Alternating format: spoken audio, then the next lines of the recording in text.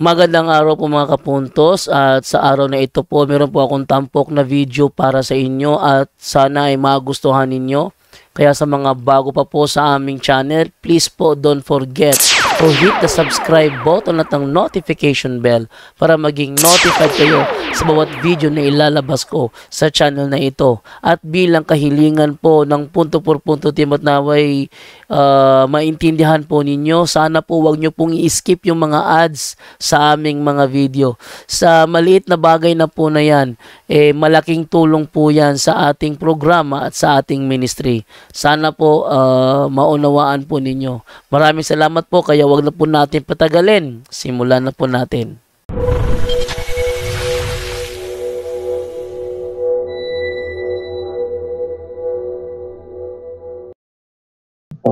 Magandang gabi po. Yes, good evening bro. Joseph Paniligan po from Oriental Mindoro. Oriental Mindoro, okay. Lagi lang po ako nanonood ng punto per punto. Na-realize ko lang na kapag ibang religion yung pumapasok, parang unbehave sila. Ganun pala kapag nasa labas ng ating simbahan, parang kulang sa bait yung mga Tapos parang mga bastos pala sila Yun lang nakikita ko po. Yun. So, yun ang ating dyan sa kanila, pag sila nag-post sa Facebook, ang daming nabautismuhan, nagising sa katotohanan. Pero totoo doon, naloko lahat ng nabautismuhan nila. Tingnan nyo kung paano siya mag-argumento. Lahat ba madadala letra po letra? Buti na lang. Dito siya nakipagsubukan sa punto por punto, nabukin yung kanilang panluloko.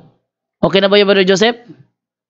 Ay, yung may tanong po kasi may nagtanong kanina tungkol sa deliverance. Kasi dito sa amin sa Apostolic Vicariate of Calapan, wala namang ganyang office. Walang office, walang ministry. Kumbaga, nakita ko lang sa Archdiocese of Manila, diyan sa inyo I think sa Cebu ba yan? Sa Cebu. Bohol. Every morning po, ginagawa ko yung prayer ni Father Siquia, yung protection. Tapos kasi pagka pumupunta ako basta everyday ginagawa po yan kasi malimit po pumupunta ako sa mga may sakit. Lalo na kapag linggo, nagbibigay ng communion. Naalala ko po yung dapat ay nasa state of grace muna yung mga nagbibigay. Kasi doon sa aming rito, kapag bago kami magbigay ng communion, ay may holy water kami. Ina-allowed kami wisik ng holy water doon sa may sakit at saka doon sa kwarto kung saan siya nag-i-stay. My question is, meron bang deliverance aspect doon sa ginagawa namin o exorcism aspect doon sa ginagawa namin? Brother Wendell? Brad Jendo, nasa linya ba si Brad Tata? Siya na naman. Brad Tata, ikaw daw sumagot. Brad Tata? Mukhang wala na Brad Tata. Brad Tata? Hello. Ayun. Sorry, hindi ko na-copy yung tanong, Brother Jendo. Pakiulit, Brother Joseph? Kasi everyday siyempre may prayer kasama doon sa aking ginagawa yung prayer ng yung bang deliverance para sa aking sarili, para sa mga retaliation. Kasi every Sunday, pupunta ako sa mga may sakit talaga. Tapos nagbibigay ng communion. At isa doon sa ginagawa namin, kasama siya sa rito na inallowed sa amin dito sa Apostolic Vicariate of Calapan, ay yung nagwiwisik kami doon sa kwarto na tinitirhan kasama yung may sakit. My question is, may aspeto ba doon ng deliverance and exorcism doon sa ginagawa namin. Kasi ang aming pagkaintindi doon sa pagwiwisik ay pakikibahagi doon sa binyag may yung sa kamatayan muli yung pagkabuhay ng ating Panginoon. Parang yung kasi yung aming pagkakaunawa. Pero dahil ako ay may hihilig tungkol doon sa exorcism at sa deliverance. Kasi nga nagbabasa ako ng mga libro.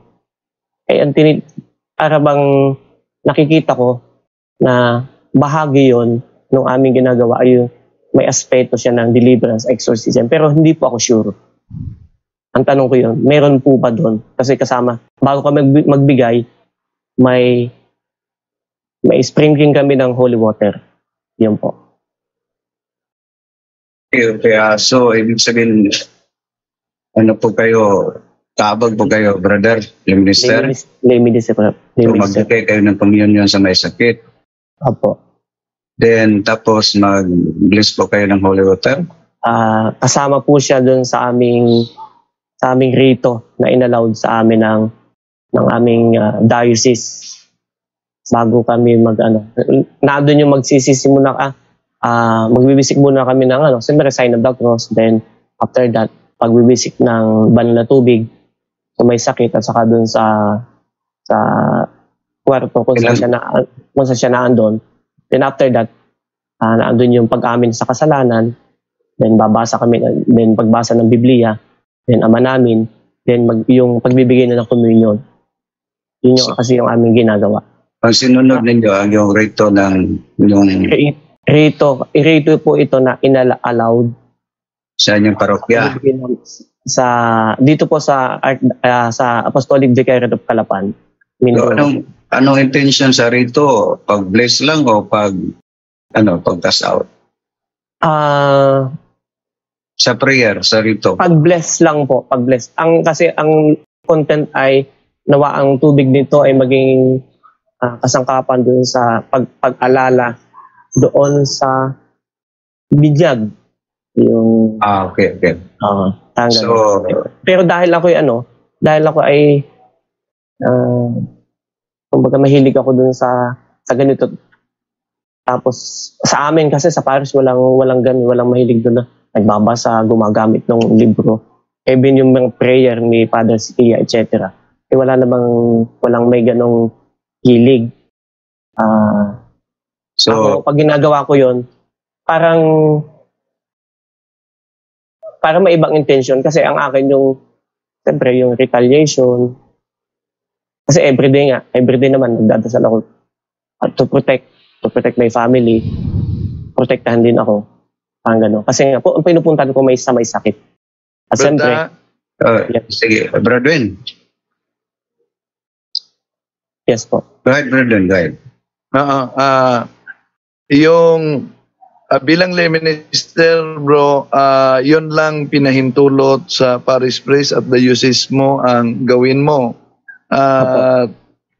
Pwede kang mag-deliverance sa sarili at sa miyembro ng pamilya mo.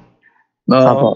At hindi ka pwedeng mag-deliverance sa outside ng pamilya mo. Dahil alam natin na yung tinalakay ni Father Chad Referger na ang demonyo ay very legalistic. Anong ibig sabihin? Na hindi siya after sa good intention natin.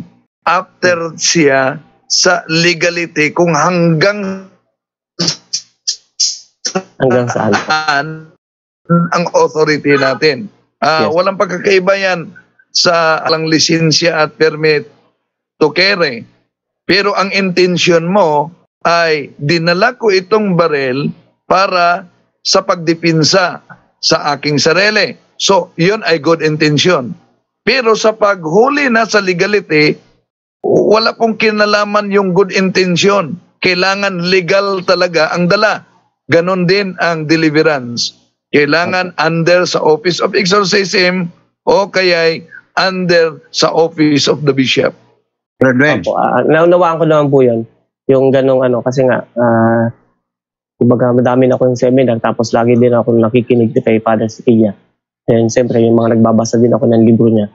Naunawaan ko naman po yun. Ang point ko lang, siyempre, dahil ako ay dahil bukas ako sa ganon, everyday talaga, ginagawa ko po yun sa akin sarili para ako, kahit pa paano ay protected din. Habang dinadala ko naman para sa mga may sakit. Sa may sakit, yung communion. Yun. Brother, yung mag-bless kayo ng nandyan sa rito ng dala-dala mo, kasali sa rito mo? Pero hindi po siya, sabi ko nga sa kanila, hindi ito katulad ng ginagawa ng pare na pag-bless. Ito po kasi ay pag-alala. Yung pag-wisik namin, pag-alala. Ang balang tubig nito ay pag-alala doon sa binyag na tinanggap. Yun, alagi. Ang nasa rito mo yung kailangan magtapos na kayo magpag-communion, nasa rito ninyo na mag-bless ng holy water. Nandun po yung ano. So, ang intention para pag-alala ng bautismo.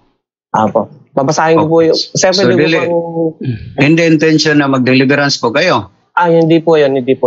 So, ang problema dyan, makatrigger yun ng pag-isang bahay is infested. Isa sa mga sample, Bradwin, yung bahay na infested na nablis sa pare, nag-manifest ng mga fallen angel, yung mga, dahil yung bahay infested, pero ang intention, hindi yung pag-cast out, pag-bless lang. So, delikado yun, brother, kung isalin ninyo na kahit pa ang intention nyo ay pag-alala lang. Babisa rito ninyo ha? Na pag-alala lang sa ating binyag dahil ang tubig ay nagsimbolo po sa ating bautismo. Ayon sa 1 Peter chapter 20, 19 to 20. Pero pagka matrigger yung isang bahay na infested dahil holy water yung i-bless nyo. So kahit ba hindi intention yung kayo, pag-deliverance na ito yung bahay. So delikado yun. Bradwell? Okay. Kung yun ang pahintulot, kasi may authority po kami ng gano'n. Ang authority, pero hindi forecast out po ito. Kahit naman dito, brada, pag magpa-communion, kabahagi yung pag-bless gamit ang holy water. Pero hindi intention yung pag-deliverance sa bahay o kaya pag-bless ng bahay. Yun lang, tubig, holy water ay nagpaalala sa binyag na natanggap natin. Sir, balik ito po. Aking babasahin po ng yung pong ginagamit namin. Ang banal na tubig nawang ito ay magpaalala ng pakikiisa sa kamatayan at pagkabuhay ni Kristo sa sakramento ng binyag. Yun lang po. Yun. Pinahintulutan yan. Basta di lang yun dagdagan ng deliverance dahil hindi naman po wala naman po akong additional. Pero naalala ko yung share ni Brother Rule, yun ang ginawa nila ni Brother Rule sa Holy Child Parish na magpa-communion na may sakit at mag-bless parang pagsimbolo ng ating yung holy water sa ating bautismo, ating binyag. Pero kung hindi ko nakalimutan, may na-share si Brother Rule na may isang bahay na infested na trigger yung bahay na infested dahil nag-bless sila. So hindi yun, isa yun sa mga delikado, brother. Yung sa experience nila ni Brad Rule sa... Kaya nga po, everyday po ito, kasama na po sa akin. Yung prayer ng protection, talagang ginagawa ko po lang. Kahit na ang intention na ay simbolo lang po sa ating bautismo, bisa rito ninyo, pero pag yung Polengel, basta holy water na sacramentals na, so isa yun sa mga delikado, pero dapat tayo, protected tayo, nasa state of risk po tayo palagi. Yun na lang first siguro, brother. Sige po. Sundin mo first. Basta okay lang siyempre, susundin ko po itong rito na ibinigay sa amin. At ito naman po siyempre yung allowed. Salamat po. Okay, yun. No? So, thank you sa iyo, Brother Jose, no? Panaligan, and may message pala dito si Herbert Labaya. Sabi niya, ako tawagan nyo at isali ng tumiklop kayo lahat dyan sa mga pinagsasabi nyo. Ayan, patitiklopin na naman tayo. Sige. Herbert Labaya. Oh. Yan ang ugali ng bagong nahawa ng virus sa ibang sekta. Yung kanina si Aguilar, siguro bago lang yung nahawa ng doktrina ng Iglesia ng SD, yun pinakahat yung bagong nahawa. Ayun. Diba? Experience mo yun. Yes. Bago mo pinahawat na hat po kayo, basta bago pang nahawa ng virus na ibang sekta. Yung mga matagal, kahit pastor, hindi na yun. Yung mga veterano, mga evangelist nila, hindi na yun basta-basta sasali, Brother Jando. Yung bago lang nahawa, may hat na hat. Tsaka ito, si Herbert Labaya, sabi niya, siya naman daw ang tawagan at isali para tumiklop kayo lahat dyan. O sige bro, Herbert Labaya. Kilala nyo ba si Herbert R. Labaya? Kung kilala nyo siya, ipaabot nyo sa kanya, bukas na siya naman ang pumasok. Nag-PM ako sa kanya kay Herbert Labaya. Ayan. Nag-PM ako sa kanya.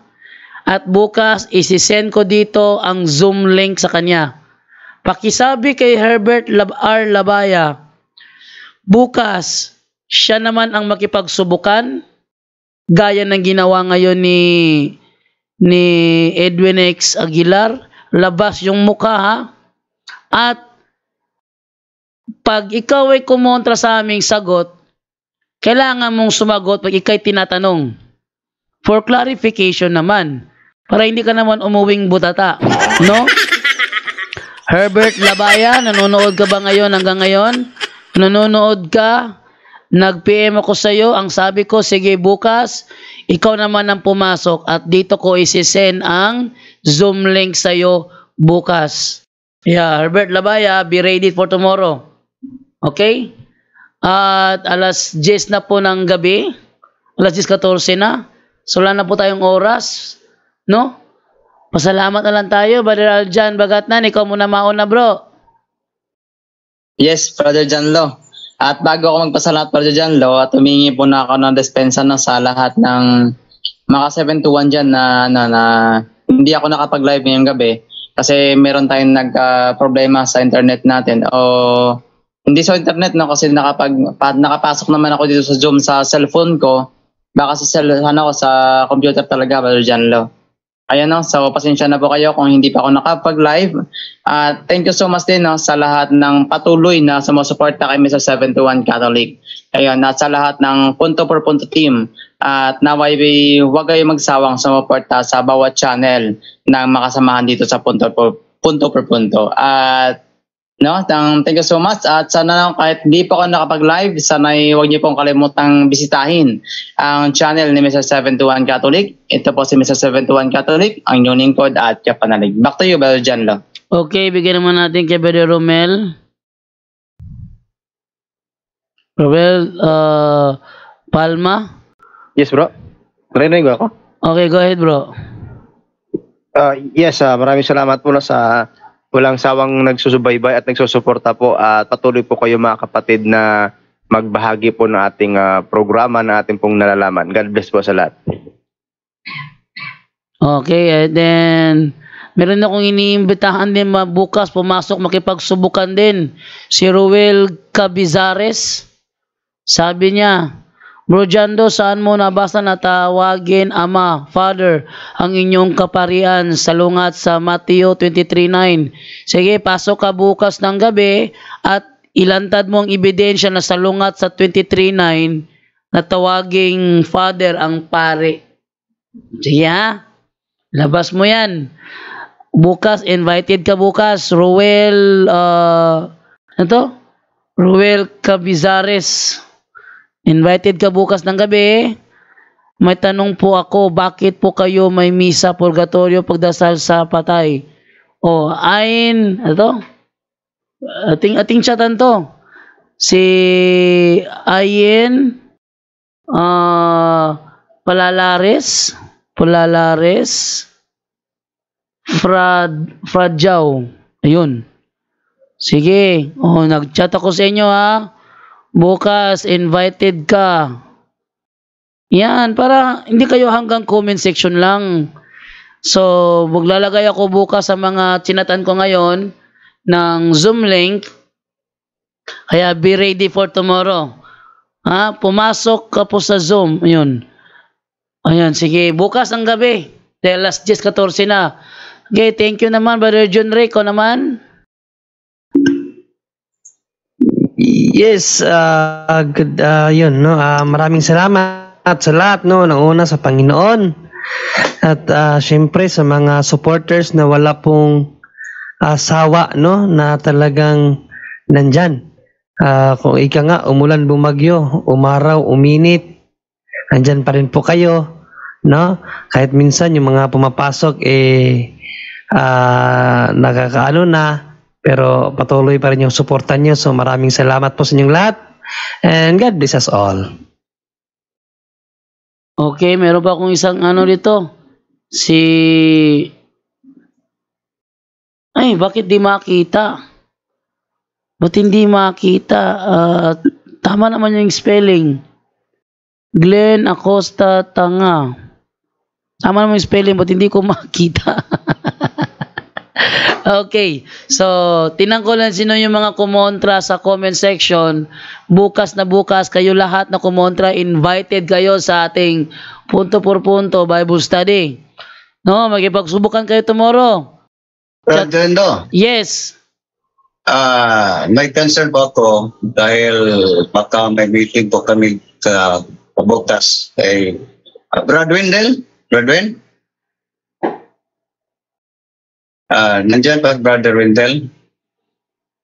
Kaya kailangan mag-meeting tayo bukas, Brother Wendell. Humingi ng report si Father Henry Revial sa Archdiocese ng SFD para may ma-report siya sa clergy meeting. Ang aming special lector sa Archdiocese sa SFD, Father Henry Revial. So baka magka-meeting po, patuloy ang meeting namin bukas. Humingi ako ng pabor ni Brother John Rick kung pwede mag-swap kami sa schedule sa ako nag-schedule bukas. July 19 ba yun? 20 pala. So ako na lang bukas. Okay ra, Brother John Rick, kayo ang bukas sa Friday na lang po ako. Sige na lang. Actually, ang sa akin, bro tata, kinuha ni Bro Angel kasi si Bro Angel, siya sana kahapon. Kaso, nakiusap si Bro Angel sa Biyernes na lang siya. So, nalipat ako sa Tuesday. Sa next Tuesday ako uli. Ikaw dapat bukas, so wala ka. Ako na lang. So, ikaw na lang sa Tuesday. Ako, Tuesday na lang po ako. Ganun na lang. Kasi si Bro Angel na sa Biyernes. Okay. Kanina, nakinig ako. Pag hindi nakapasok Brother Wendell, ako na lang ang sige. Pero nakapasok mo Brother Wendell. So, Brother nag-report si Father Henry sa safety sa Archdiocese. Gusto ng mga halos lahat ng mga kabarehan na kailangan may chapter ng safety bawat parokya. Sige. Organize natin lahat ng mga parokya dito sa Misamis Occidental. Dahil ilan na lang na mga parokya ang wala. Okay. So pagsagawa tayo ng diocesan convention. Okay. So yun ang gusto ni Father Henry na makuha niya ang ating report tungkol dyan. So maraming salamat once again. Maraming salamat. Of course, ating may kapal, ating Panginoong Diyos. Hanggang ngayon, kasama pa tayo. Tuloy ang punto por punto. And then, konting comment lang, Brother Jando. Ang issue natin ngayon, gaganina kang Mr. Aguilar, is about compilation ng Biblia. Pero ang tanong niya, nagtanong siya, sino po ba si Katolik po ba si Moses? Katolik ba rin niya? Ang ibig sabihin niya, sino ang nagsulat ng Genesis, Jeremiah? Hindi naman yun ang issue, ang compilation ba ang issue natin? Yes. So, yung tanong niya, unang tanong lang niya, mali na yun. Oh. Dahil ang ating issue is compilation. So, kung pwede, sarili nilang aklat yung Alpha Omega, sinulat ni Ellen Goldberg na si Jerome ang nag-compile. Di ba? Oh. So, yun lang. Mali yung tanong sa ating kapatid. Hot na hot. Akala, siguro bago yung nahawa ng virus ng doktrina ng ST. At saka ganito, yan din ang tanong ko kay Ramil Cabag dati. Nung ako'y nagkatoliko na, tapos pinagtripan pa ako ni Ramil Cabag doon sa IBJT. Yan yung tanong ko sa kanya. Na nahirapan si Ramil Cabag. Sabi ni Brother Wendell, hoy, huwag nyo na pakialaman si Jando dahil kasamahan na natin yan. Yan, tanong ko kay Ramil Cabag. At mali talaga paraan yung letra por letra. Hindi doktrina. Mali yun. Kaya yung lagi naghanap ng letra por letra, ang tawag doon, nagpapaka, bobo. Whether you like it or not, yun talaga ang tamang termino doon. Bakit? May ebidensya naman na napatunayan ko naman mayroon siyang comment dito ngayon lang. Sabi sa comment niya, ang tanong ko napakalinaw. Sinong Romano? Si Pablo, Romano siya. Ang inutusan ng Diyos na magsulat ng Biblia. Si Pablo, Romano siya. Sabi niya, Gawa 22-27, Romano siya. Yan ang tanong ko, yung mabasa talaga. Binasa naman, hindi mo naman tinanggap. Di ba? Maliban dyan, Brother Jando, saan pumabasa si Moises inutusan na mag-compile ng Biblia? Wala ring talata sa Bible na inutusan si Moises mag-compile ng Biblia. Walang talata sa Bible na inutusan si Jeremias mag-compile ng Biblia. Walang talata sa Bible na inutusan si Isaias mag-compile ng Biblia. Yung tanong niya talaga, invalido talaga lahat yun. Pero yung tanong na ito, nasagot ko na to. Sabi niya, yan ang tanong ko, yung mabasa talaga. Ni isang talata, walang mabasa word for word. Kaya hanggang claim na lang kayo. Anong claim? Claim ba yung binasa ko na si Pablo ay Romano? Claim ko ba yun? Claim ko ba yung binasa kong sa history na siya ay tireless preacher ng Catholic Church?